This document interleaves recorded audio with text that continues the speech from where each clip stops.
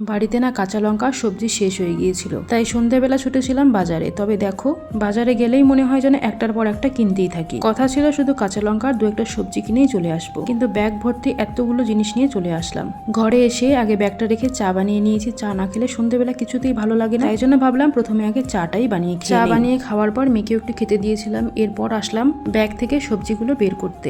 সবজিগুলোকে বের করে যেগুলোকে ফ্রিজে রাখতে হবে সেগুলো ফ্রিজে রেখে দেবো। এখানে দুটো ম্যাগির প্যাকেট আর ওই যে পালস চকলেটগুলো হয় না, সেগুলো নিয়ে এসেছিলাম। পালস চকলেট দিয়ে একটা আইসক্রিম বানাবো। এরপর বাজারে গিয়ে সার্ভের প্যাকেট দেখেই মনে হলো এর বাড়িতে তো সার্ফ নেই, তাই জন্য একটা সার্ফও নিয়ে চলে এসেছি আর পাঁপড় নিয়ে আসলাম। মাঝে মাঝে না ডাল আলু সেদ্ধ করলে একটু পাঁপড় ভাজা করলে খেতে ভালো লাগে। সবজি কেনার সময় দেখলাম কত সুন্দর কলমি শাক বের হয়েছে, একদম ফ্রেশ ফ্রেশ, তাই দু আটি মতো নিয়ে চলে এসেছি। এরপর একটা বেগুন, কাঁচা লঙ্কা, ঢেঁড়স আর টমেটো নিয়েছি। এই একটা লম্বা মতো টমেটো আমার মেয়েটাকে দেখে বলছে দেখো একদম স্ট্রবেরির মতো লাগছে।